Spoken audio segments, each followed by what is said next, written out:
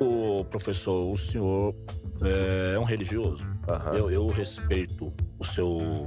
aonde vai o seu pensamento, tá na sua fé, e isso eu não contesto, né? Eu acho muito importante botar cor nos personagens. Por isso que não tem tantos negros ali, mas o ideal é fazer todo o Egito negro. O professor, há pouco tempo, não podia falar nenhum nem outro. Falava moreno, achando que tava elogiando. Cruza o braço não, professor. Fica tranquilo. Salve, rapa, salve, massa. Estamos aqui, mais um episódio do Mano a Mano original Spotify. Satisfação, mais uma vez aqui com vocês, debatendo assuntos importantes, interessantes e controversos. Nossas quintas-feiras já estão reservadas para esse papo reto, no melhor estilo Mano a Mano. Fica ligado que dá para baixar, ouvir de graça, só chegar. Do meu lado aqui, presença fundamental, consultoria jornalística, Semaia Oliveira. Salve. Nem tenho mais palavra, Mano Brau. Salve, valeu. Obrigada Vamos que demais. vamos, belo trabalho. Hoje um dia muito importante. Esse cara que eu vou entrevistar hoje, ele foi praticamente um dos primeiros 5 nomes que eu pedi para a produção entrar em contato e convidar a ter um bate-papo. É um cara alta patente. Ele é teólogo, pós-graduado em filosofia, é mestre em teologia histórica, especialista em arqueologia pela Universidade Hebraica de Jerusalém, doutor em arqueologia clássica pela Universidade de São Paulo, USP, é professor do Centro Universitário Adventista de São Paulo, UNASP, curador do Museu Arqueológico Paulo Borck e apresentador do programa Evidências da TV Novo Tempo. Um homem negro, posso falar assim? Com certeza. Ó, com orgulho. Apesar do governo insistir em dizer que minha cor é parda, né? Como todo mundo A que gente- nasceu na minha vamos época, falar sobre todo mundo era isso. pardo, né? Vamos falar sobre isso. Tem quantos anos, doutor Rodrigo Silva? 51 anos bem completados agora, dia 31 de agosto. Satisfação, muito obrigado por ter aceito o nosso convite.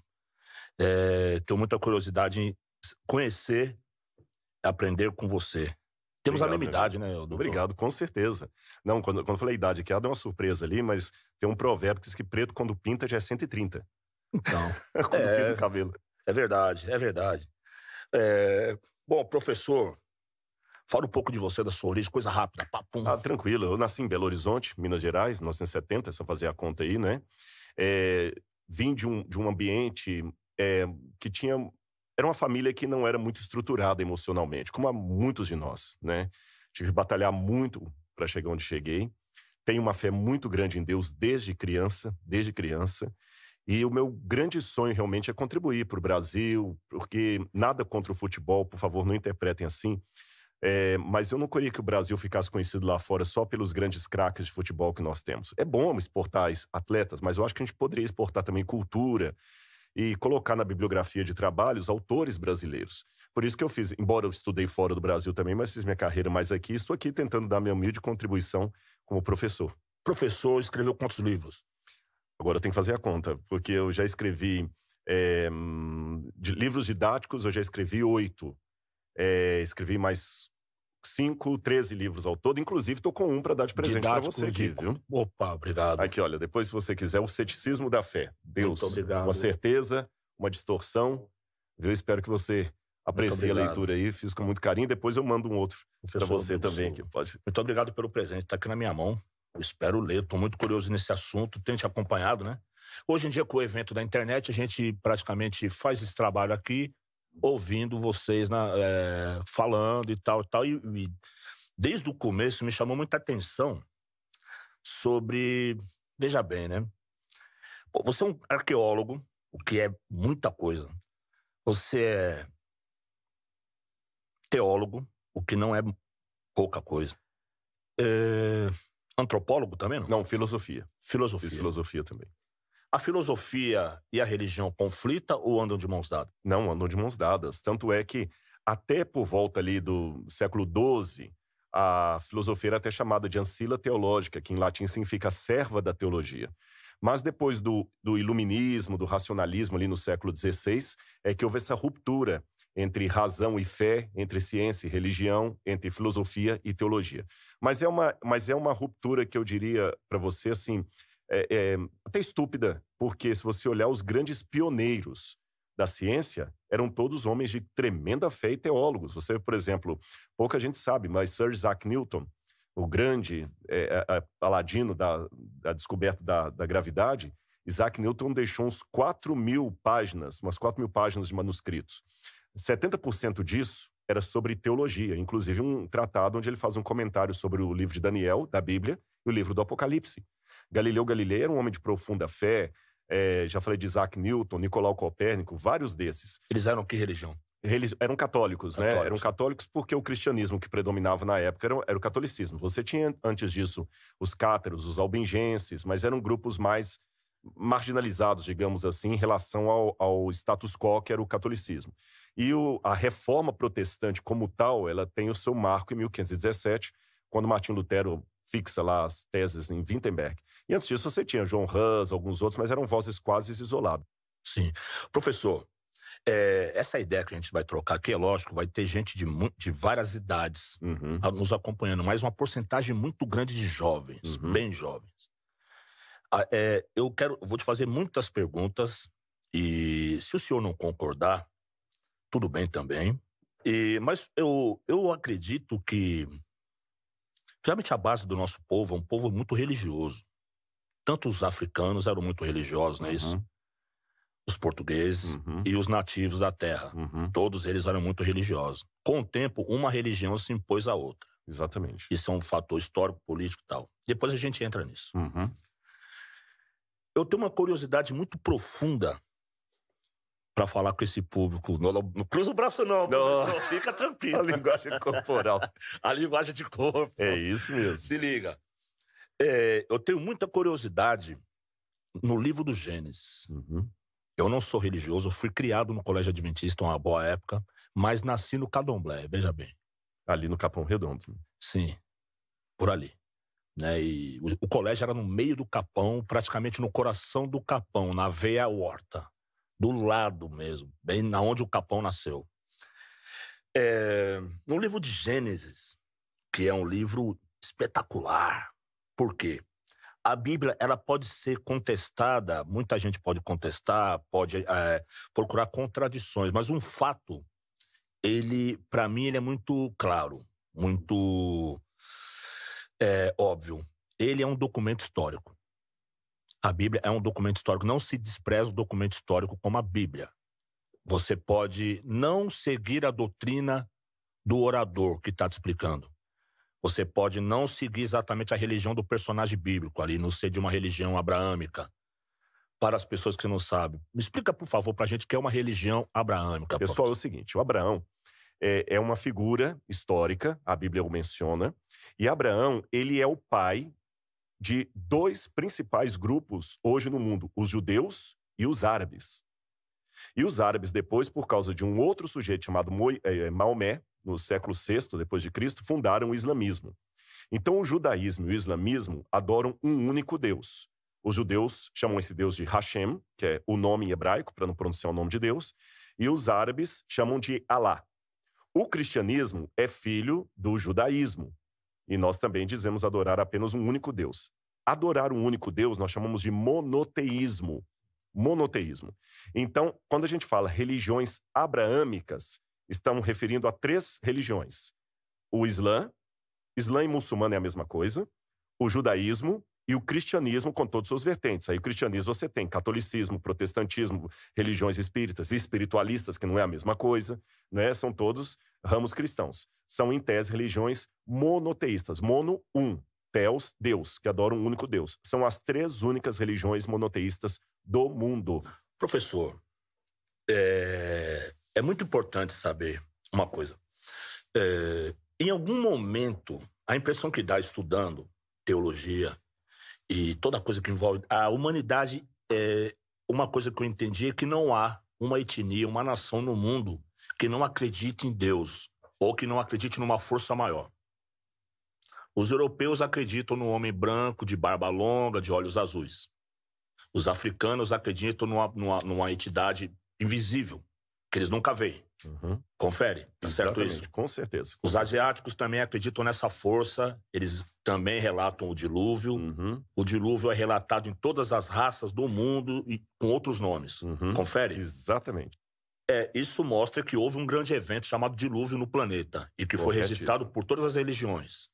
E culturas também. Culturas. Isso confere. Isso está na Bíblia. Está na Bíblia e se você me permitir, a gente, quando fala disso, refere-se geralmente aos gregos, aos asiáticos lá, mas esses dias eu estava pesquisando até em culturas africanas. Tem 5 coisas, pelo menos, assim, que se repetem em todas as culturas. A ideia de uma criação da humanidade, a humanidade que mora num jardim e perde esse jardim porque cometeu algum erro. Eu detalhe, um casal que mora no jardim, número 3, e perde esse jardim por algum erro que eles cometeram. A partir disso também um dilúvio que devasta toda a terra e uma reconstrução da terra perante o dilúvio. Esses 5 elementos você encontra nas mitologias gregas, você encontra nas mitologias dos astecas. Olha, eu saí lá da Grécia e vim parar na América Central. E em vários países da África também. É lógico que varia um pouquinho os elementos. Na África vai falar da humanidade criada de um coco. Tem um lá que fala que a humanidade, por exemplo, é de uma das tribos de Moçambique. Quando eu falo tribos de Moçambique, deixa eu explicar isso para o pessoal. Esses nomes, a rigor, Moçambique, Angola, Zaire, são nomes modernos. Antigamente não tinha esse nome. Exatamente. E os próprios africanos ali, às vezes, eles nem se identificam tanto com esse nome, com esses nomes locais. Por exemplo, eu já tive várias vezes em Angola. Lá você tem uma tribo do norte de Angola que eles acham que eles não se consideram assim, como eu sou brasileiro, nasci em Belo Horizonte, e você é brasileiro, nasceu em São Paulo. Não, às vezes assim, eu sou da tribo tal. Eu lembro, por exemplo, em Moçambique, quando eu estive. Eu estive na cidade de Quelimane, e naquela cidade tinha 5 etnias diferentes. E eles se consideravam estrangeiros em relação ao outro. Por exemplo, tinha o pessoal de Manhaua, que era um bairro, mas eles tinham um dialeto próprio de Manhaua. Quando eu dava palestra em Manhaua, tinha que ter um tradutor falando no dialeto deles. Eu mudava para um outro bairro, era outro dialeto.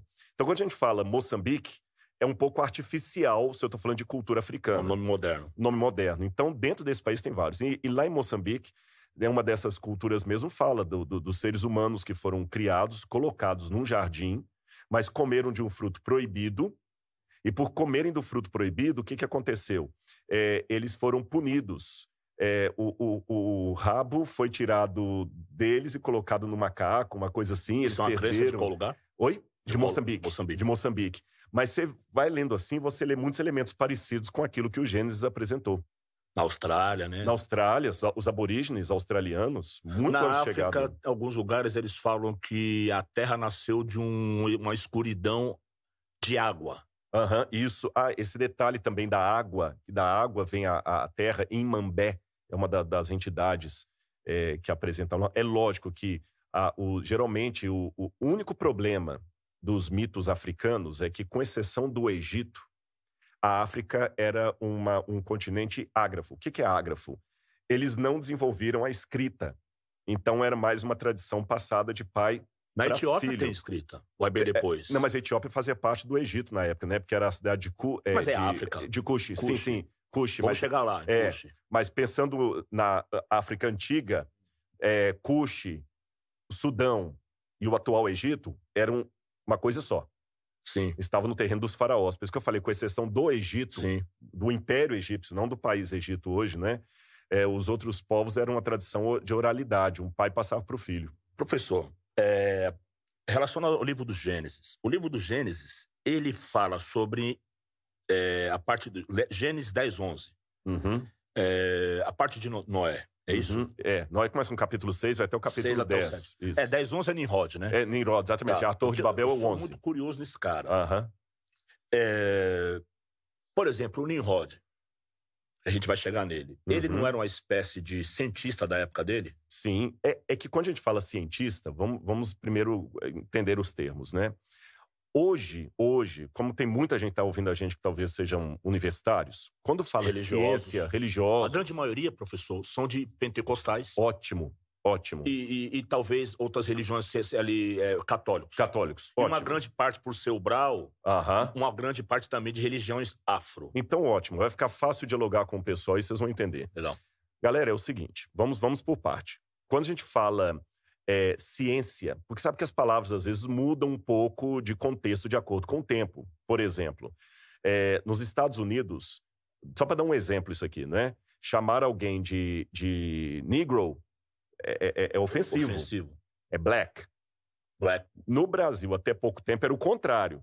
Chamar alguém de preto é que era ofensivo, é menor negro. Hoje já tem gente que defende a outra pauta, que o correto é falar preto, né? Não podia falar nenhum nem outro, falava moreno achando que estava elogiando. Estava elogiando, né? Então as palavras mudam. O cara, acabando com a identidade. Exatamente. Então assim como a palavra preto, negro vai mudando de acordo com o tempo, ciência também. Quando você fala hoje numa universidade de ciência, qualquer um vai ler e vai pensar que você está falando daquele movimento que começou no século XVI para cá, chamada de ciência moderna. Por quê?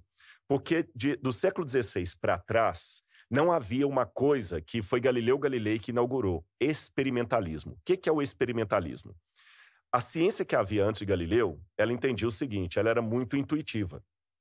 Aí Galileu um dia fez uma experiência com os alunos dele. Ele subiu a Torre de Pisa. Ele primeiro em sala de aula falou o seguinte, gente, se eu pegar um tijolo, umas versões dizem que era um tijolo, outros falam que era uma bola de chumbo, tem um pouquinho de variação nisso aí. Tem gente que até duvida da historicidade desse fato, mas eu vou contá-lo assim mesmo.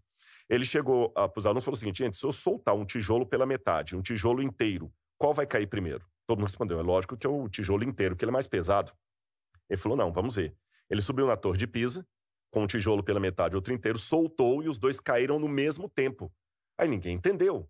Aí ele deu a aula, ele falou o seguinte, olha, porque o tijolo por inteiro ganha no peso, mas o pela metade ganha em menos resistência do ar. E ele falou, viram como é importante não fazermos afirmações de ciência antes de experimentar?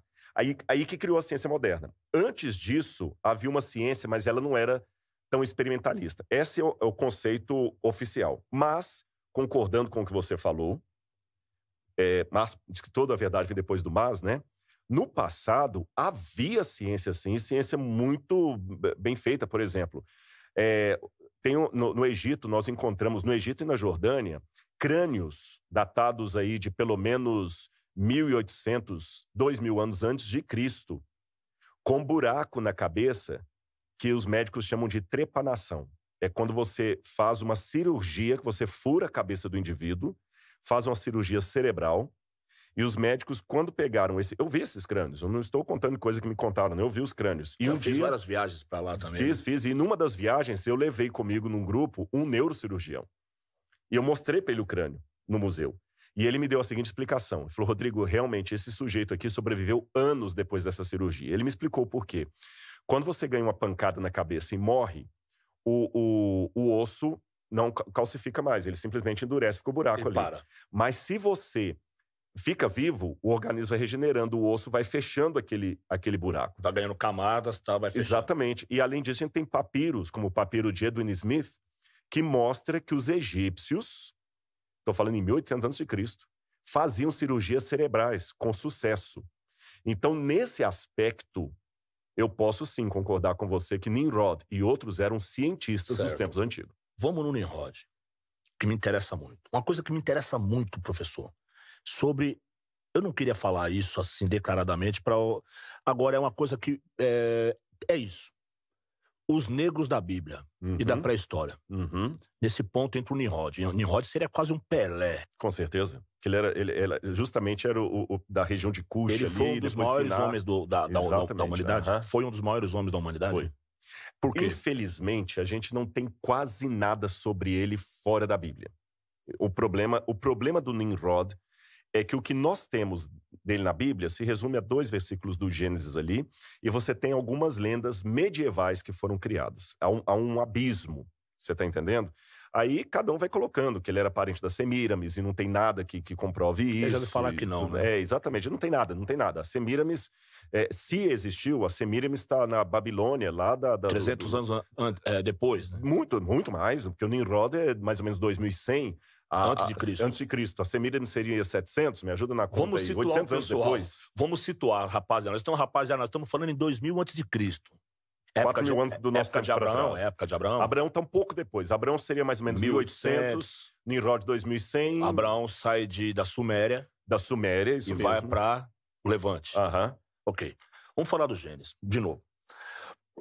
Noé teve 3 filhos, certo? Então a arca parou, a arca, sei lá, teve o grande dilúvio, ele soltou um corvo, era um corvo ou uma pomba? Os dois, cada um numa época diferente. Né? Então tá, aí, Noé... Joga a âncora, a chuva parou. Vamos. Aí, qual lugar do mundo que A parou? Bíblia fala que foi no Monte do Ararat. É na Turquia, na Na Armênia? Turquia. Na verdade, o Ararat, que ali fala, no hebraico diz montanha de Ur-Ratu. Ur-Ratu é mais do que uma montanha, porque a gente imagina, quando eu era criança, e você também, tinha a Arca do Zé Colmeia, que era um desenho que mostrava a arca, e às vezes até Da minha geração, lembro. esses desenhos bíblicos também mostravam uma arca com um pico assim, uma montanha com um pico e a arca lá em cima, né? Sim, parado em bicada. Mas a Bíblia fala nas montanhas de Ur-Ratu, na região, então a cordilheira. E hoje você tem uma cordilheira enorme que pega a Turquia, a Armênia e um pedaço da antiga União Soviética. Então é enorme, é como se eu pegasse o Himalaia ou qualquer coisa assim. E ali que a Arca de Noé repousou. Os cientistas falam o que a respeito disso? Os cientistas dizem o seguinte, é curioso, quando você falou o seguinte, os cientistas dizem que em alguns lugares do mundo não houve inundação. Na verdade, a geologia clássica admite que houve uma época em que a Terra esteve completamente coberta de água. A única diferença da descrição bíblica para a descrição científica, as duas únicas diferenças, é que a descrição bíblica coloca a coisa como um evento de um castigo de Deus, em primeiro lugar, e em segundo lugar, que aconteceu há menos tempo, há milhares de anos atrás. Enquanto que a ciência clássica vai ignorar Deus no processo, em primeiro lugar, e em segundo vai colocar que isso aconteceu durante milhões e milhões de anos depois da era glacial. Professor, eu posso até achar que a Arca de Noé, eu não vou entrar no debate, seria uma coisa alegórica, utópica, a partir do ponto de vista do hebreu, ele construiu a pré-história dele, e a história contemporânea e o futuro e tal, certo? Só que eu andei estudando também e eu percebo que em vários pontos a religião, a ciência e a antropologia falam a mesma língua. Com certeza. E ali fecha, não tem como você escapar. Por exemplo, a divisão das raças pelo planeta, que é uma coisa que me interessa muito. Povo negro, porque é uma coisa que nosso movimento e tal, a gente quer saber o protagonismo da raça negra na Bíblia, porque a Bíblia é um instrumento importantíssimo para o brasileiro. Entendeu? E o Brasil é um país composto por 3 grandes etnias, vai. É o índio, o português, o europeu e o africano. Porque o português também é miscigenado, certo? Com ele certeza. não é puro. Não. Então, se tem o branco brasileiro, ele tem que saber que ele não é branco que nem ele pensa. Porque o português, ele tem um pouco de celta, muito do árabe, e tem de vários povos. Com certeza. E o próprio árabe já é mudado também. Já é mudado, porque ele já é mestiçado também. Com certeza. Bom, Noé tinha 3 filhos, Cã, Sem e Jafé. Sem deu origem, mais ou menos, aos asiáticos. Onde eles foram morar?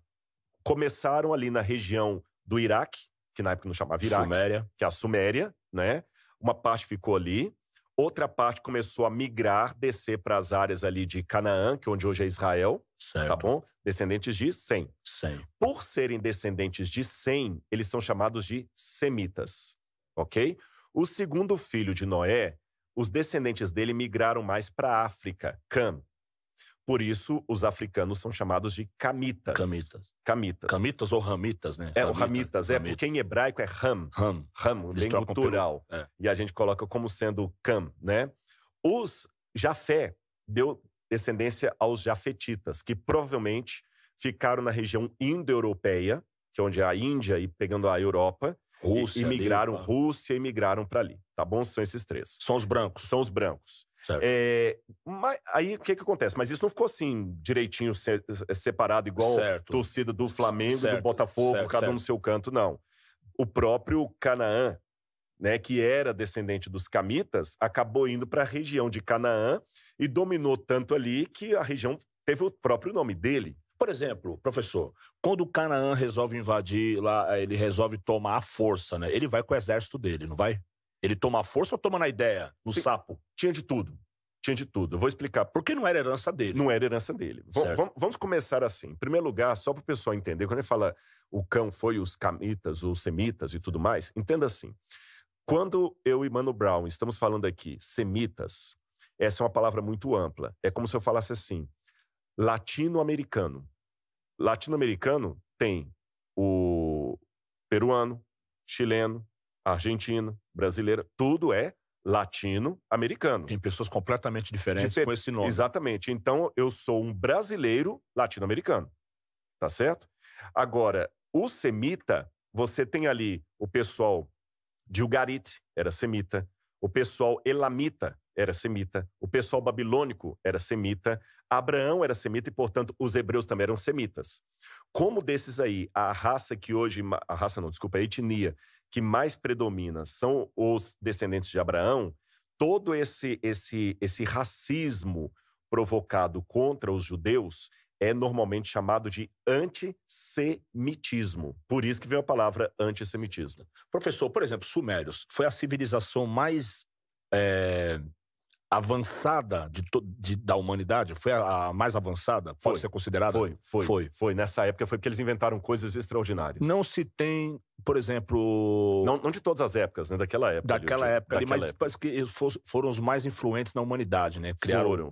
Eles criaram o quê? Eu vou colocar a lista aqui. Foi eles, relógio? Muita coisa. A hora. Então, vamos começar a fazer aí, ó. A hora foram os semitas que criaram. Os Sumérios. Os sumérios que inventaram. O número, a roda. Calendário. A roda, gente, foi uma invenção extraordinária. Que agora você colocava a roda no carro e conseguia contração animal. Foi na Suméria. Inventaram a agricultura. Aí o ser humano deixou de ser caçador-coletor. Passou a ser sedentário. Certo. Criaram a escrita. Sim. Criaram a argila. Quando eu digo argila, panela, tudo. Mudou até os hábitos de alimento. Eles marcavam no barro, né? No barro. Por isso que é chamado cuneiforme, né? Que você faz as cunhazinhas na argila. Inventaram, você falou, a astronomia, a astrologia, que para eles era uma coisa só. Sim, na época, exatamente, os primeiros governos e tudo mais. Mas quase pau a pau ali com eles, vieram os egípcios. Que bem distante, eu estou falando aí de pelo menos uns 2.000 e tantos quilômetros distante aqui, no norte da África ali, os egípcios também sentaram, e aí já é um mistério como é que chegaram, mas parece que os primeiros egípcios ali, que até interessante, Kemet, que era um nome para egípcio antigo, é terra preta. Ou terra de Cã, não? Kemet é terra preta, porque a gente pensa terra de Cã. Ou terra dos pretos. Pode ser terra dos pretos. Terra dos pretos. Aí eles falam terra de Cã. O de Cã tem uma questão aí que o pessoal fica um pouco, se a etimologia é a mesma. Porque, exatamente, porque Kemet é em egípcio, hieroglífico. E Ram, Ram, já é em hebraico. É que o egípcio é uma língua camita. E hebraico é uma língua semita. É outro tronco. Por exemplo, Suméria. Não acharam o tronco linguístico do povo sumério. Não encontraram. Não acharam. Você está corretíssimo. É isso. Exatamente, que não era semita. Mas eles se descreviam como cabeças pretas. Exatamente, tem isso também. É verdade. Isso quer dizer que... É verdade. Tem isso em alguns manuscritos. Se eles se autodenominam cabeças pretas, eles são pretos. Exatamente. Alguns presumem que havia pessoas ali de... Eu não gosto da expressão de cor, porque todo mundo é de cor. Não, mas preto mesmo. Eles se descreviam como cabeças pretas. Exatamente. Muito inteligentes, filósofos, cientistas, não eram de guerra, né? Não eram de guerra. Não eram povo de guerra. Quando eles foram invadidos, perderam rápido. Pelos elamitas. Sim. Pelos elamitas, você está corretíssimo. Eles eram cientistas, cientistas, pode chamar. Tem influência do Nimrod nisso, não? Pode ser, porque ele era genial. Aí que vem a questão que ele construiu, provavelmente, a Torre de Babel, que é em várias cidades. Ele fundou 8 cidades. Exatamente. Erech, Eridu. Tá no Gênesis. Tá no Gênesis. Ali tem o nome das cidades Erech é o nome que a gente dá na Bíblia. Tá um pouquinho diferente a escrita do nome da cidade. Daqui a pouquinho eu lembro. Na planície chamada Planície de Shinar. Que essa planície de Shinar é onde hoje seria a Babilônia. Suméria. E isso a arqueologia comprova, que as primeiras cidades... E exatamente, agora eu vou pegar o Gênesis, vou botar do lado e vou olhar para a arqueologia. O que eu...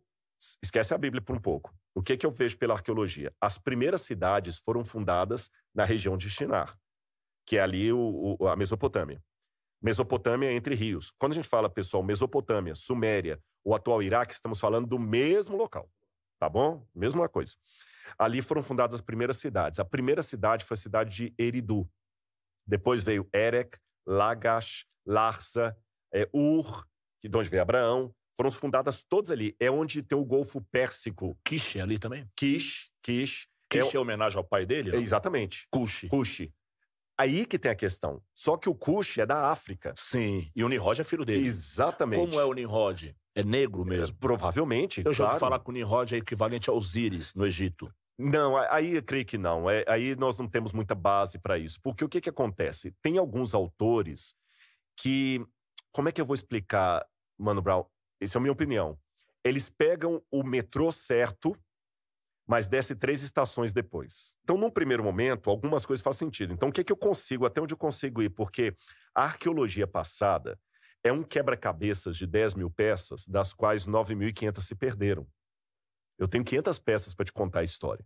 Então, tem muitos desenhos aí que são tardios, posteriores. Então, não posso botar o selo. Conclusões tiradas. Exatamente. O que eu posso falar dos eventos mais antigos que eu tenho? Por alguma razão que eu não sei qual, Cush, alguns descendentes de Cush, entre eles Nimrod, abandonam a África e migram para a Suméria. E fundam cidades. Isso eu posso te falar... Cush é um dos pais da África. Exatamente. É muito importante, eu friso isso, professor. Por que eu friso muito isso? É muito importante para mim e para o público que vai nos ouvir. Esses homens negros da África, esses grandes reis. Reis, no sentido literal da palavra. Mais do que reis, fundadores de civilização. De civilização. É porque rei... como é que eu vou explicar? O rei pode ser o herdeiro de. Sim. Um fundador é Sim. mais... Ele é um rei, mas é o primeiro. O que eu posso falar? Negros... africanos migraram da África para a Suméria. E lá eles não foram para... Longe. Era longe. Eu tô falando longe. 3 mil quilômetros. Não, 3 mil não. Ou seja, uns 2 mil e poucos quilômetros. Passaram pelo Levante, passaram pelo deserto Pelo também. deserto. O deserto dessa parte que eu falei do Sinai, da Península Sinai. Passaram pelo Levante, que é Israel. Foi a força.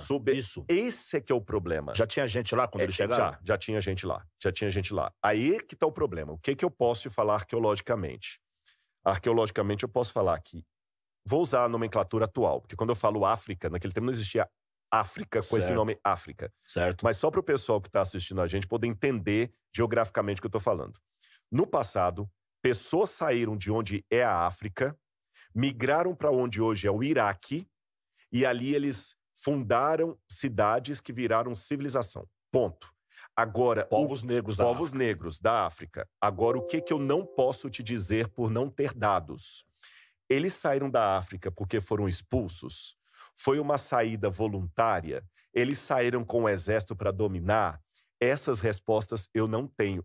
Eu acho que nós, negros, devemos o seguinte: a gente não precisa exagerar as qualidades do nosso povo para mostrar a nossa relevância. Os olhos de Deus nós somos todos iguais, mas na realidade, professor, é muito difícil e a gente precisa resgatar algumas coisas. Eu acho muito importante botar cor nos personagens. E eu te explico por quê. Porque tiraram a cor, primeiro. Tem que devolver. Concordo. Tem que devolver a cor. Concordo. Porque tiraram, né? Então também eu desconfio quando eu vejo um estudo muito radical. Às vezes você vê um cara, irmão, você tem que perceber que Moisés era preto, Jesus era preto, não sei quem era preto. Agora você foi no meu ponto. Não, então, eu entendo isso. Eu entendo que certos radicalismos realmente atrasa um lado. E a grande possibilidade desses caras serem todos mistiçados. Não, mas Moisés, eu falei a esposa Jesus. dele, a gente acabou numa coisa. Ela era negra. Sim, hoje, a mulher de Moisés. A Moisés, Zípora era negra. Zípora. Tanto é que, olha que interessante, eu já tenho Deus condenando o racismo lá atrás. A atitude de Miriam. Exatamente, a Miriam foi racista. O que Deus fez? Era Miriam racismo ou era... Eu tenho a impressão que em alguns momentos da Bíblia não é a cor da pele que conta, e sim a religião que ele exerce. Eu acredito que não, por 2 razões. Em primeiro lugar, o conceito de religião, naquela época, não estava tão claro para nós hoje, que você fala o seguinte: eu sou do candomblé, eu sou batista, eu sou presbiteriano, eu sou pentecostal. Por exemplo, os semitas. Eles tinham aquela coisa do Deus único, do monoteísmo. E os povos não brancos, a grande parte deles, da África, a grande parte, porque não são todos, eles seguiam uma talvez até por influência do tal do Nimrod, que eles entendiam que existia esse Deus, né? O maior, o mais velho, o onipotente, onipresente, mas não cultuavam diretamente. Mas isso não é só os africanos, não. Se você me permite, só uma discordância. Sim, os brancos também, a Dinamarca e tal. Não, mas mesmo Noé. Não, falei bobagem. O Abraão. Abraão. Você falou, os semitas adoravam Deus único. Não. Sabe por quê? Não. Vamos pegar os sumérios, que não eram semitas. Os sumérios, cai o Império Sumério, e aí vem os elamitas, que trazem os caldeus. Esses eram semitas. E eles eram tão politeístas quanto os da África. Tanto é que Deus tira Abraão de lá e fala: Abraão, eu vou te levar para uma terra, porque aqui você não pode ficar. Você entendeu? Então eles também tinham o problema. E no caso de Zípora, eu acredito que não seria uma questão religiosa, não, porque o pai de Zípora era sacerdote de Midian e era sacerdote também, cultuava o Deus Altíssimo. Deixa eu falar um pouquinho das estátuas. Porque como a gente não tem muita inscrição, vamos analisar a estátua. Vamos pegar o seguinte, mesmo negro, você falou corretamente. Negro não é uma etnia única. Um nariz largo, exatamente. Boca X, um cabelo. Tem vários tipos de cabelo, de nariz, de boca. É igual a gente que é ocidental pensa que os japoneses são todos iguais, mas os japoneses, não é, eles têm diferença. Então você tem um negro de nariz mais afinado, que é o caso do etíope. Mais ou menos você vê a diferença de uma mulher negra da África do Sul é muito diferente, até na estatura de uma mulher negra de Angola, por exemplo. Angola é mais alto? Angola, não, a África do Sul. São mais altos? São mais altos, porque tem os Zulus, né? Os nilóticos são altos. Sim, exatamente, são mais altos e tudo. Os nilóticos. Mas o que eu tô falando quando eu falo que o Sete primeiro era negro? Quando você pega a estátua dele, os traços são traços negroides. O que significa traços negroides? São traços de algum dos ramos do povo negro. Você tá entendendo? O tipo da orelha. Não quero entrar naquela polêmica que quebraram as estátuas por racismo, mas amassando o rosto da esfinge, o olho amassando o rosto e o tipo dos lábios da esfinge é de um faraó negro. Sim. Provavelmente o Kelps, se a esfinge for o rosto de Kelps, era negro. Eu também tenho que ser honesto em dizer que, com o tempo, o Egito também teve faraós brancos. Sim, o Ramsés era ruivo. Os ptolomaicos, não é isso? Os ptolomaidas já são lá na época dos egípcios, né, da Cleópatra. Certo. Mas o Ramsés, 1270 a.C., a múmia do Ramsés, o cabelo dele era ruivo. Era ruivo. Lembra as estátuas que eu falei?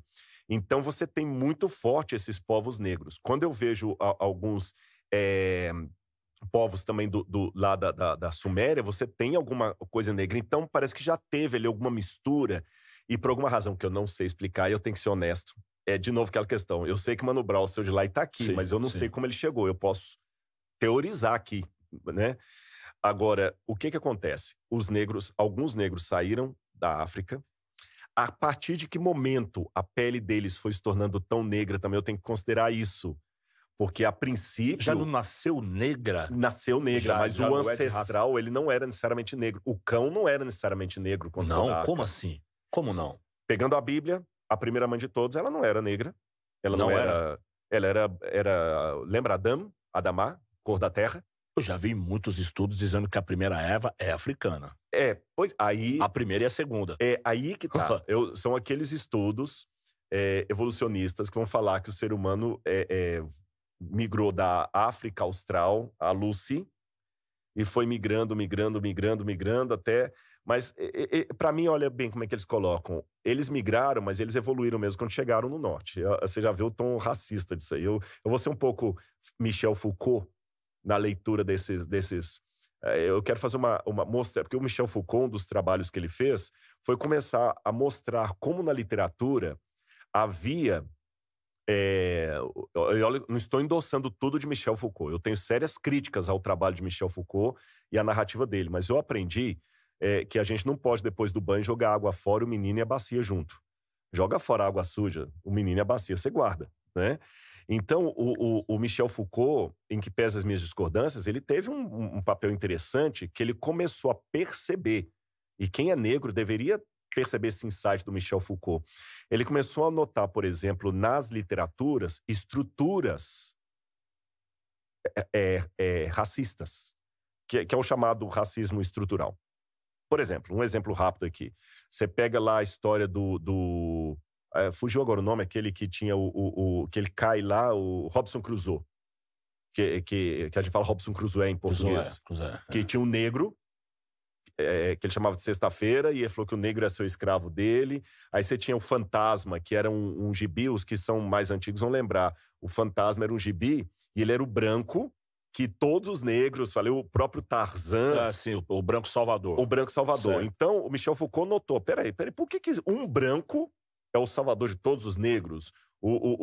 Então, existe um racismo estrutural. É o mesmo processo que põe um Jesus de olhos verdes, cabelo Exatamente, é o louro. Jesus europeu, né? Então, existe uma estrutura também racista nesses discursos da chamada história da evolução humana. Você está entendendo? Que eu sou tremendamente contra isso. A Bíblia dá a entender que Adão e Eva eram avermelhados. E aí existem os fenômenos que a biologia chama de genotipo e fenotipo. O que é genotipo? É quando o DNA vai modificando. O que ficou lá na Sibéria tem a pele mais branca por causa da neve, e ele pega absorvendo... vitamina D, exatamente. Coisas, tá? O que está na África tem a pele mais escura para sobreviver ao sol, aquela coisa toda. O índio já ficou com a pele mais avermelhada. O oriental ficou com o olho mais repuxado e tudo mais, que Deus, de uma maneira maravilhosa, fala o seguinte, olha, já que você está aqui, eu vou adaptar o seu corpo para sobreviver aqui. Você para sobreviver aqui. Então, a única diferença entre nós é que o local onde os nossos ancestrais ficaram, Deus adaptou para que eles pudessem sobreviver e nos gerar. Só isso. Agora, quando o primeiro ancestral, ele era o quê? Japonês? O japonês agora vai ficar didático o que eu vou dizer. O japonês, de carinha meio abolachada, olho repuxado e pele amarela, ele é filho do mesmo ancestral de Kunta Kinte. Você tá entendendo? Agora, qual que era a cor desse ancestral de Kunta Kinte? Eu não preciso colocar que esse ancestral o ancestral de todos tem que ser negro. Você não acredita nisso? Que o ancestral da humanidade é negro, que veio da África? Não. Como eu acredito no relato bíblico, eu acredito que o ancestral veio do Jardim do Éden. Você entendeu? Que Deus criou ali no Jardim do Éden. E do Jardim do Éden, eles saíram para uma terra que não é a que eu tenho atualmente, porque o dilúvio modificou toda a paisagem. E sobreviveu dessa primeira leva aí apenas Noé, os 3 filhos dele, com as respectivas esposas. E somos descendentes dos filhos de Noé. Aí sim, os descendentes de Noé vão migrando, e os descendentes deles vão se adaptando geneticamente e vão dando origem ao japonês, ao coreano, ao índio, ao africano. Africano não, aos vários grupos africanos, os vários grupos asiáticos e tudo mais. Porque quando fala africano, eu quero tirar um pouquinho aquele senso comum errado, que a África é uma coisa só. É uma coisa só, você entendeu? A África não, a África é um mosaico de cultura. Se o mundo fosse só a África, a gente já tinha muita coisa para estudar. Não precisa nem dos outros continentes. Se o mundo fosse só a África, gente, nossa...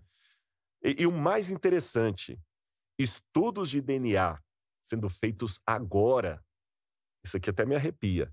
E eu vou pedir o pessoal em casa, dá uma googada aí na internet e comece a estudar assim, genoma humano ancestrais. Você vai ver que coisa interessante. Eles pegaram, por exemplo... É interessante que eles pegavam, por exemplo,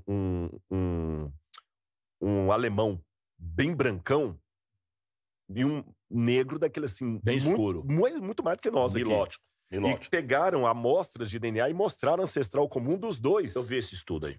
Você tá entendendo? Eu vi esse estudo. Então, gente, no DNA não existe isso, sabe? Todos nós somos frutos de um mesmo Criador. Então, o professor, o senhor é um religioso. Uhum. Eu respeito o seu... aonde vai o seu pensamento, tá na sua fé, e isso eu não contesto, né? Eu cruzo informações, né? E eu já vi... tem uma parte que já fala isso aqui, ó. Que o africano, ou o homem negro, não veio da África, veio da Arábia. Para a África. Exatamente, tem essa ideia também. Que pegaram traços de migração. Que ele teria vindo, o homem negro teria vindo do Iêmen para a África, e não ao contrário. Exatamente. Que tem aquele relato daquela rachadura que existe entre a África e a Arábia. A fenda Ciro... das Lágrimas. Exatamente. A fenda Ciro, não sei o que, africana, que inclusive é essa fenda que forma o Mar Morto.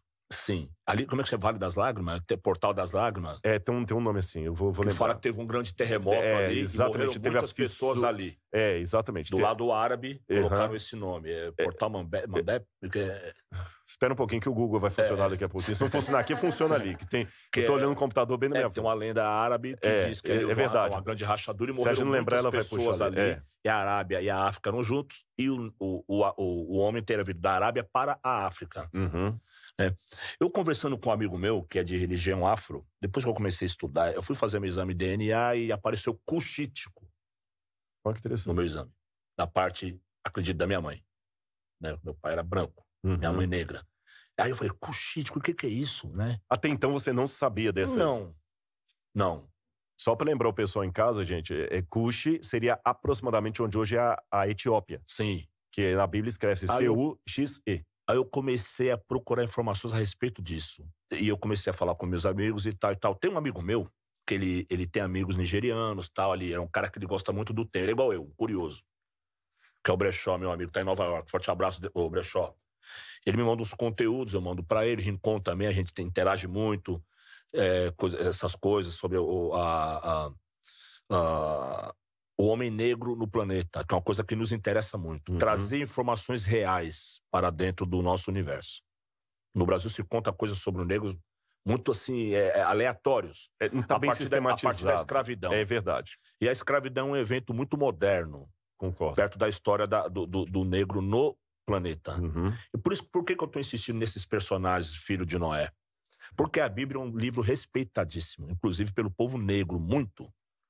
Hoje a população negra, grande maioria, ela é cristã. Sim.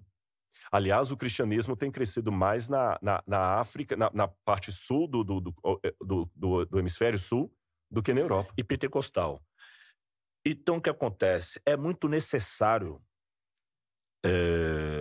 já que o hebreu contou a história dele, e a história da humanidade a partir do olhar dele, que o negro ou o afro-brasileiro, o afro do mundo, saiba a pré-história dele antes da escravidão. Porque tudo que a gente tem aqui é a partir da escravidão.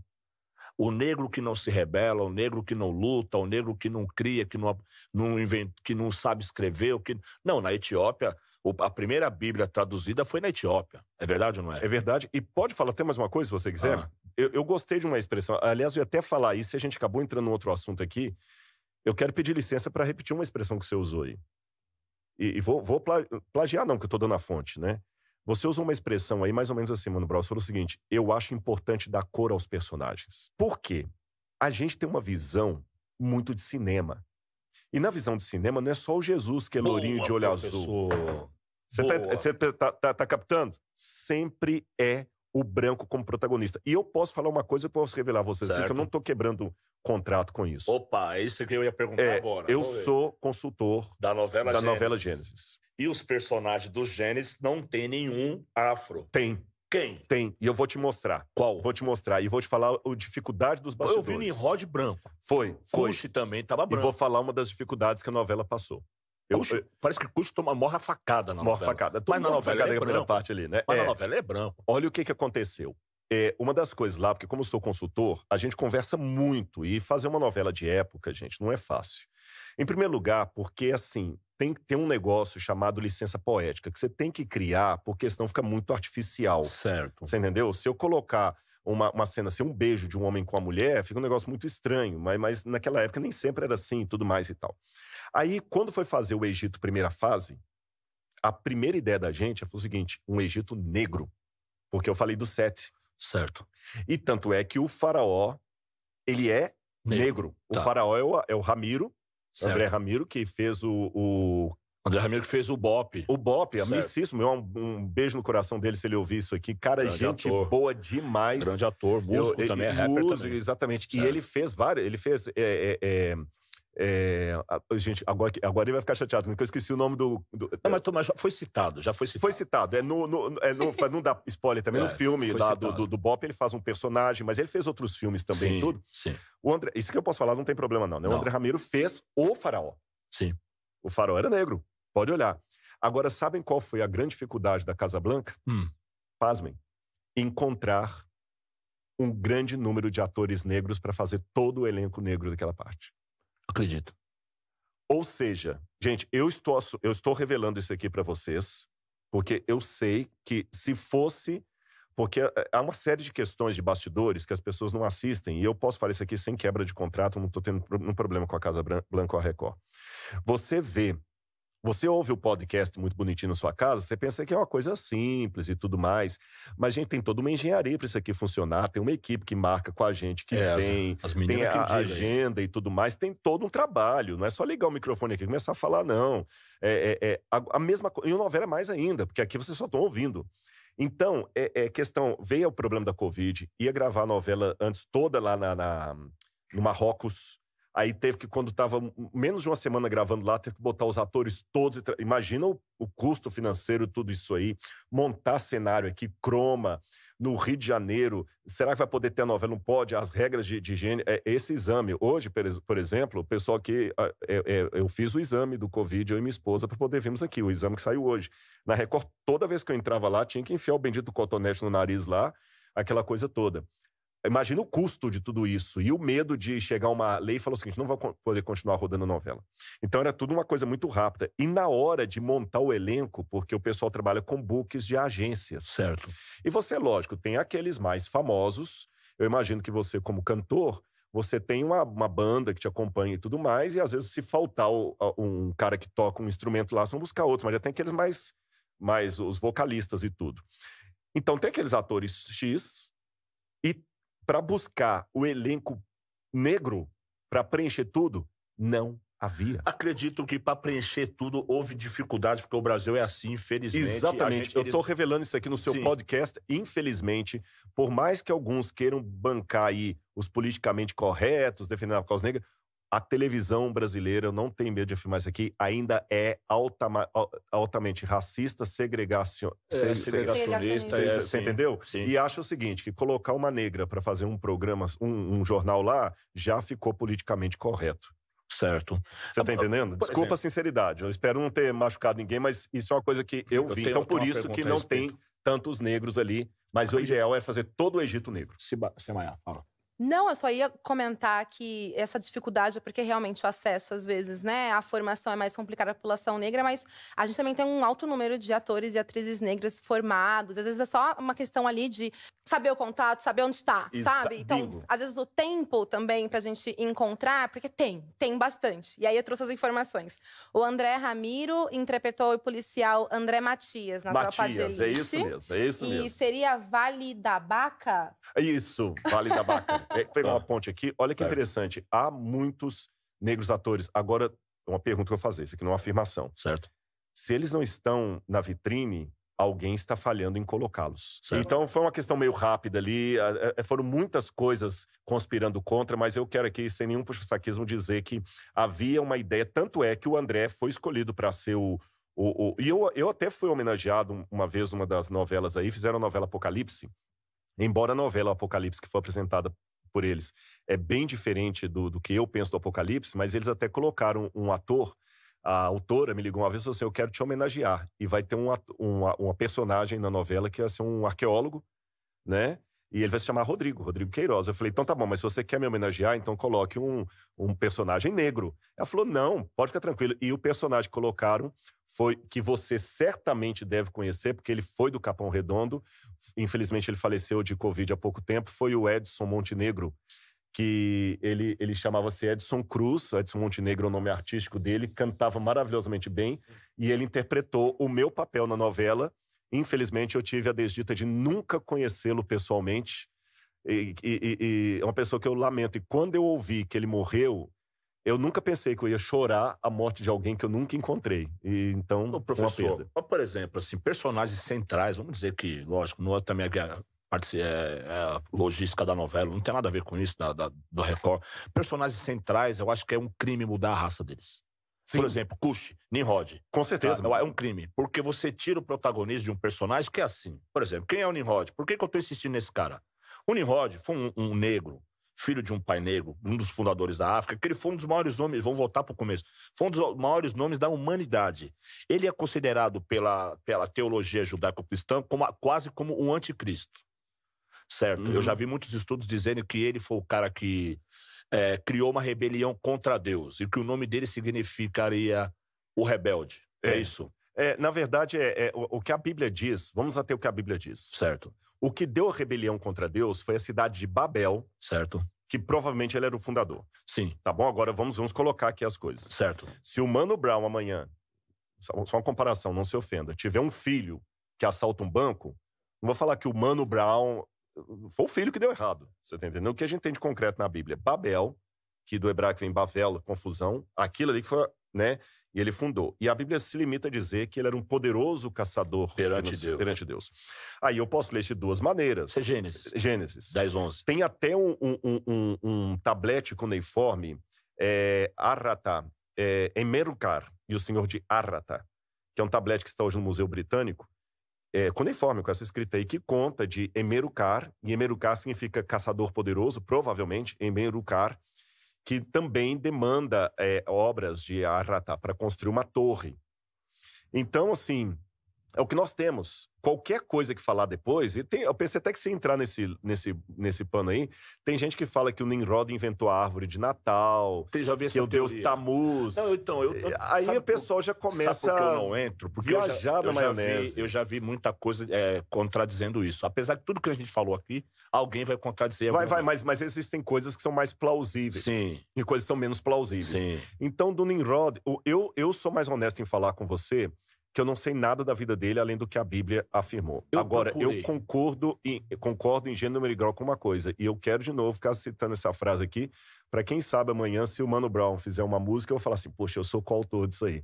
Essa expressão sua, vamos dar cor aos personagens, isso é muito sério e importante. Quer ver dois exemplos aqui importantes? Eu vou dar um primeiro.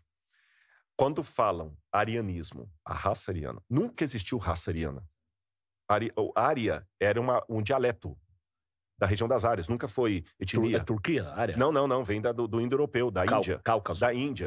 Da Índia. Tanto é que suástica, a palavra suástica, que é aquela cruz que os nazistas usavam, sim, né? Suástica é uma palavra em sânscrito, que significa boa sorte. Você tem um monte de suástica desenhada lá na Índia, né? Então, ariano nunca existiu, raça ariana. Tem umas tribos, falou. Tem umas não sei se as tribos arianas. Samoa, que sim, tem essa cruz. Sim, porque vem de lá, mas é uma questão linguística. É um tronco linguístico, o arianismo. Nunca foi etnia. Vamos dar outro exemplo. A Rainha de Sabá. Eu só vi um filme até hoje de Salomão. Com ela negra. Com ela negra. Dos que eu já assisti, só vi um. E a Rainha de Sabá era negra. Você entendeu? E vou mais além. Isso aqui já está comprovado. Ela é da tribo de Sheba, né? Que é filho de Cuxi também. Exatamente. É filho de... A Etiópia tem um outro país lá, gente, perto. Eritreia? Tigrina? Iêmen é do outro lado do... Não, desculpa. Daqui a pouco quem vem? Eritreia. Ou então vamos pedir de novo o Google aí, tá bom? Sheba, né? Sheba. Escreve S-H-E-B-A. Sheba era de Nimrod, né? Isso. Aí o que acontece? Avilá, sabe ela teve... Avilá, a terra do ouro. Ela teve filhos com Salomão. E o Estado de Israel reconhece vários etíopes que são judeus, semíticos judeus.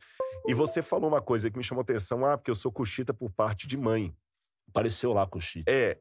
Eu não sei se você não tem algum problema, mas algum problema que eu falo assim, porque alguns não gostam, alguns artistas não gostam de revelar o sobrenome dele.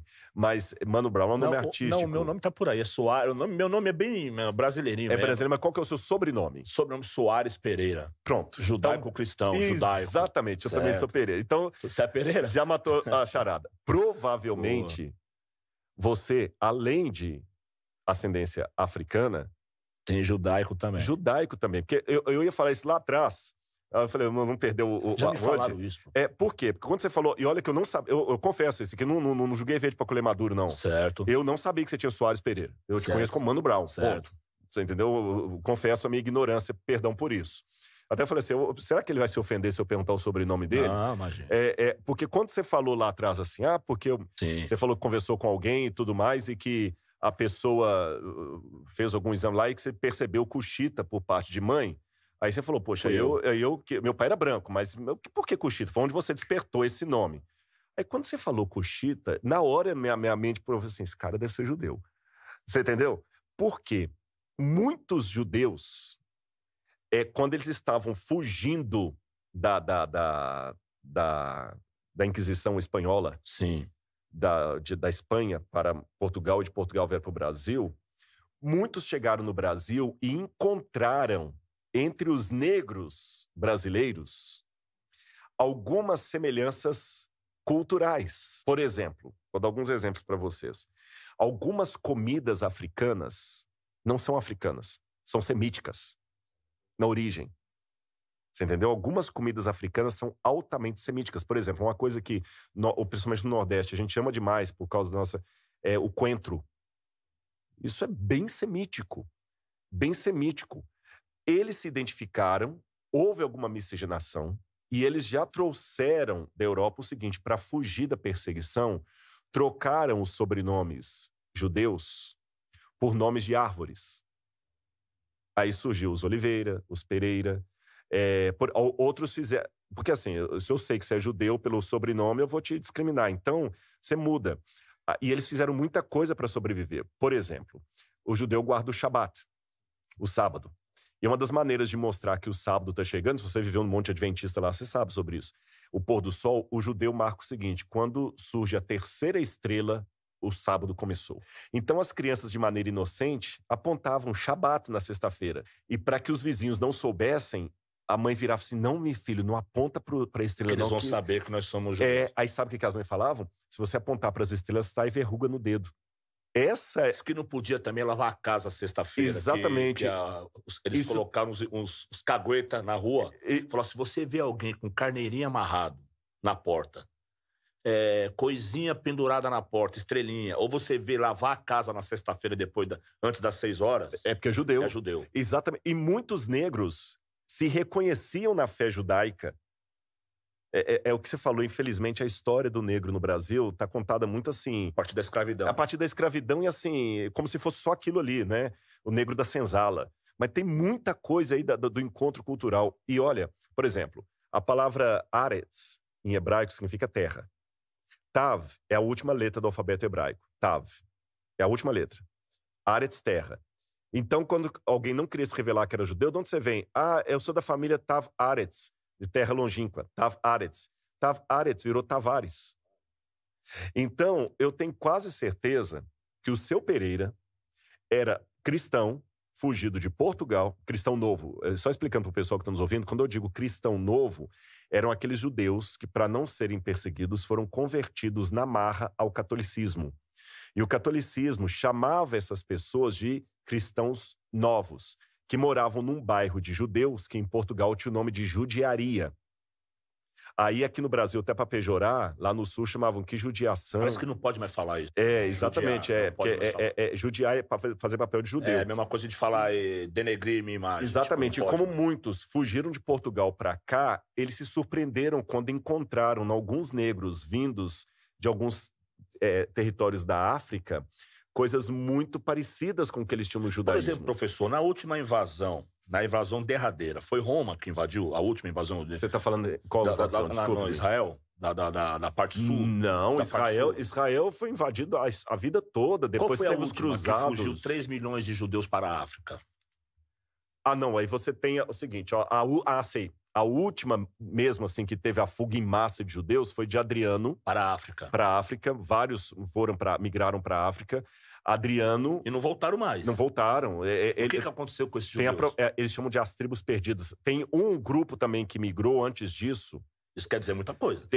Não foi só essa vez, tem uma outra antes dessa. Você tem 722 antes de Cristo. Olha bem, falando bem atrás. 2.800 anos quase no passado. Quando a Assíria atacou o norte de Israel, devastou o norte. E aí que a gente fala as 10 tribos perdidas de Israel. Eu não vou falar que as 10 foram para a África, mas um contingente significativo Me perdoe eu não poder te precisar se foi 10%, 20%, 50%. Eu posso falar com os dados que eu tenho, que são esparsos. Um contingente significativo foi para a região da África, assentaram lá, você entendeu? E a gente tem hoje como fazer esses traços. Não é uma coisa, eu confesso, Mano Brown, que eu me especializei. Eu precisaria estudar mais essas fontes. Eu estou apenas acenando para o pessoal que está nos ouvindo que existem indícios fortes. Mas o que me chamou a atenção essa questão dos etíopes? Foi quando eu fui pela primeira vez para estudar em Israel. E quando eu cheguei lá, eu vi um monte de pessoas negras no exército. Muitas, no exército de Israel. E os camaradas lá, de quipazinho na cabeça. Quipá, para quem não sabe, é aquele chapeuzinho que o judeu usa. E negros lá e tudo e tal. Aí um dia eu perguntei, escuta, eu pensei que judeu era tudo branco, porque a ideia que a gente tem do judeu é o judeu... Daqui da Higienópolis, aqui, do Pacaembu. Exatamente, que é descendente do judeu europeu. Que não é... pelo o sefaradite, tem vários tipos de judeu. O sefaradite é o judeu da Espanha. Essa tese é cabulosa. É exatamente, o judeu sefaradite tem o Askenazi. Askenazi, que é descendente de Askenazi. Exatamente, é europeu, tudo e não tal. É Abraão, não é descendente de Abraão. Não, são também descendentes de Abraão. Sim, todos eles. Ainda bem que tem uma autoridade aqui na minha frente que pode falar disso, porque é muito perigoso encostar na religião dos outros. Não, mas não é questão de... Mas no momento que a gente está vivendo. Mas não é questão de encostar na religião, é questão de dar cor aos personagens. É retratar a verdade. Por exemplo, a minha fé em Jesus não ficou abalada quando eu descobri que ele não tinha olho azul e carinha branca. Pelo contrário, aumentou mais ainda quando eu encontrei com Jesus histórico. Então, só a pérola que eu vi aqui, acreditando que os judeus são descendentes de Abraão, como os árabes, e vou mais além. Levando em consideração que os árabes também não têm uma cor só. Eles são de várias cores. Exatamente. Você vê os mouros, por exemplo, né? São várias coisas, são todos árabes e já são descendentes de Ismael. De Ismael. Ismael é filho de uma egípcia. E com Abraão. Essa egípcia seria uma mulher negra? Sim, provavelmente, com certeza, porque ela era egípcia. Você entendeu? Ou negra no sentido mais escuro, ou pelo menos da nossa cor aqui. Eu já li que ela era somali. Sim, entendeu? Pode ser. A gente não tem assim, essa referência, mas o Somali é mais ou menos a nossa cor. Tem muitos tons na Somália tem muitos também, tons, né? É igual a gente tem muitos tons o fato é que ela era negra. Sim. Ponto. É porque quando eu falo negro também, eu tenho que classificar que tem uma paleta de negros. De etnias, né? De etnias negras, né? Tem uma paleta de negros. Ela era negra, ponto. Agora, qual das paletas eu não sei. E com ela, Abraão teve o filho Ismael. E existe uma promessa para Ismael. E os descendentes de Ismael, por várias questões também, foram se multiplicando nos matizes. A mesma coisa aconteceu com os descendentes de Isaac, que são os judeus. Você tem o judeu europeu, que é mais branco, você tem o judeu etíope, que é mais negro. E Deus fez uma promessa para Abraão. A promessa que está no Gênesis, já que você abriu o nosso diálogo do Gênesis, me permita citar o Gênesis. Deus prometeu para Abraão uma coisa que até me arrepiou falar. E o pessoal não está vindo em casa, mas eu estou arrepiado mesmo. Ó. Confere. Em ti, Abraão, serão benditos todos os povos do mundo. E o que Deus está falando lá na frente? Se Deus fosse exclusivista, se Deus fosse étnico, no sentido só um, todos os descendentes de Abraão seriam de uma cor só. Deus pegou um camarada que tinha uma cor específica e deu para ele descendentes multicoloridos. Mas isso tem explicação, por exemplo. Percebeu a beleza? Sim, que cor que eram as mulheres de Canaã? Por exemplo, Isaac. Não. A explicação científica, tudo bem. Jacó. Eu tô colocando mais um outro detalhe. Certo. Eu estou pegando eu entendi. O teológico. Eu entendi. É uma promessa que ele fez. Deus usou, porque eu falei, o milagre Deus usando. Mesmo que os filhos foram casando, tudo bem. Então Abraão vai ter um filho com uma negra, mas ali foi os matizes. E desses matizes, vários povos, várias etnias, vários países foram representados, e todo mundo vai no Abraão, e até o Capão Redondo e Belo Horizonte. Por exemplo, eu vi um rabino, uma autoridade religiosa judaica. Um ouvinte entrou no ar e falou com ele assim. Aqui no Brasil, isso? É no Brasil. Que cor que é fulano? É semita, hebreu. É negro, é africano? Não é. Ele deu uma explicação que você deu. Ele tem uma cor X assim, meio avermelhado, cabelo crespo, lã, né? Que eles falam cabelo de lã, né? Aham. Que aquele cabelo de lã é o nosso cabelo, desculpa. O Quando anelado. fala cabelo de lã, é o nosso. Anelado. É o nosso. Não tem pra onde correr, Uhum. não é isso? Isso. Porque o caucasiano, o europeu, ele tem o cabelo liso, Uhum. não é lã. Exatamente. Então ele fala lá, para onde foram os filhos de Jacó? Foi para Canaã. Então, é isso? Canaã, Canaã, Jacó, que é Israel ele teve hoje, é o 12 Levante. filhos, 12 Você chamou de filhos Levante Jacó, uma hora aí. 12 filhos de Jacó, eles chegaram lá e todos casaram com mulheres cananeias. Esse rabino falou assim, Jacó era negro. Não, Abraão era negro, Isaac? Não, era o quê? Semita. E o outro? Também não era. As mulheres deles, dos 12 filhos de Jacó, Ruben, né? Ruben, Benjamim, Efraim, como é o nome dos outros? Efraim, Ruben, Naftali, são 12. 12. José. O pessoal do reggae sabe O disso. José casou com uma egípcia. Sim. Que era o filho preferido. Então o que acontece? Tem um monte de gente que tá aqui nessas alturas ouvindo a gente, por exemplo, o pessoal do reggae, que é muito interessado nessa coisa da cultura etíope, que é ligado a Salomão, que é ligado a Babilônia. Eles falam, fogo na Babilônia, porque os judeus foram perseguidos. Então tem um monte de gente que segue isso sem saber realmente né? Porque é contado muito por cima. Assim. É verdade. A história é linda. É verdade. Mas se você não sabe a raiz dela, ela fica no ar, né? Então o que acontece? Que cor que eram as mulheres dos filhos de Jacó, desses 12? Elas eram negras? As mulheres de Canaã eram negras? Não? Ele falou que era. Esse rabino falou, as mulheres de Canaã eram negras. Aí ele vira pro cara e fala assim, pô, você acabou de me mostrar que eu sou descendente de negro, apesar de ter olhos azuis, porque eu sou judeu. E a minha descendência vem de Jacó, não é isso? Um dos 3 patriarcas, né? Claro. Então, ele Jacó, ele Isaac, como autoridade... Abraão, Isaac e Jacó. Ele como um homem branco, rabino, autoridade religiosa judaica, ele admite que a segunda geração, a terceira geração já era negra. Mas é o que eu falei lá atrás. Eu acho que tá dentro do que eu falei. Sim, né? tá dentro. Eu acredito... Miscigenação, eu tô usando muito essa palavra miscigenação aqui, gente. Miscigenação é justamente isso. Pessoas de etnias diferentes, tons de pele diferentes, casando e gerando filhos, que já é uma mistura daquilo ali, né? Eu acredito que a miscigenação já veio lá de trás. E nesse lema aí de colocar a cor nos personagens, eu não tenho elementos para falar a cor de Moisés, beleza. Mas a Zípora era negra. Mas tem relatos que eles dão a entender a cor de Moisés. Por exemplo, qual foi a morte? Teve uma morte que os judeus choraram muito, e alguém falou assim, por que esses egípcios estão chorando tanto? Né? O que aconteceu? Não sei se foi Abraão, quando Abraão morreu, teve um enterro épico, assim, um desses grandes patriarcas. O José... Não sei se foi José. O Jacó, quando morre o Egito, um desses patriarcas, alguém comentou assim, porque eles tentam achar a cor do hebreu. Descobrindo a cor do hebreu, você automaticamente descobre de Jesus, de Moisés, de todos os personagens que estão na Bíblia. A dificuldade, é esse o ponto que eu tenho dificuldade. Vou te falar, por exemplo, porque se proceder a hipótese que eu estou levantando com você, que a miscigenação já aconteceu lá atrás, descobrir a cor do hebreu, salvaguardadas as devidas proporções, é tão esquisito como descobrir a cor do brasileiro. Do brasileiro, um povo de muitas etnias misturadas. Exatamente. Necessitaria ter um outro programa para falar com o senhor. Mas se vier o convite, a gente vem com o maior prazer. Para mim foi uma honra. Não, o prazer é meu, viu? Ter aqui professor Rodrigo Silva, um cara estudioso, profundo das coisas. Teríamos muitos assuntos para abrir, para deschavar e chegar mais longe nesses questionamentos. Negro na Bíblia, mulher na Bíblia, todos os excluídos da Bíblia judaico-cristã, do hebreu. E, bom, quero agradecer. Eu que agradeço, Mano Brown. Foi bom um prazer. demais. Há pessoas que, quando você lê o livro deles e conhece o personagem, o autor, você tem uma decepção, né? Comigo é o contrário, viu? Eu admirei você aqui, pelo que eu conheci. Um camarada simples, humilde. Parabéns por isso. Mais ou menos. Há controvérsias.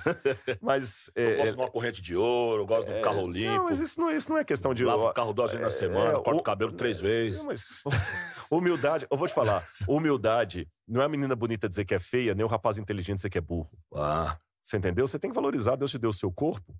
Então, se eu te der uma camisa chique, você não vai por humildade guardar na gaveta. Você vai usar a camisa.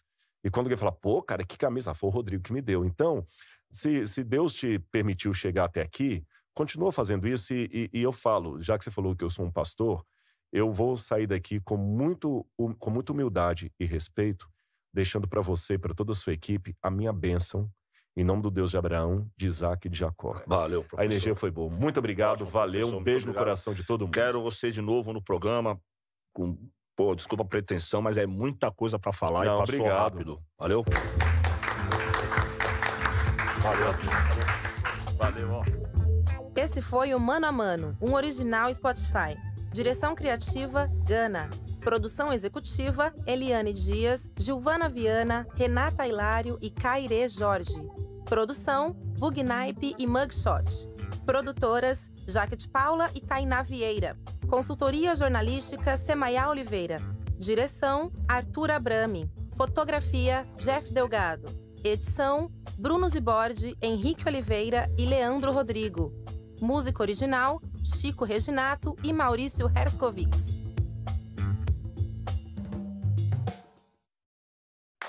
The all-new Buick Envision.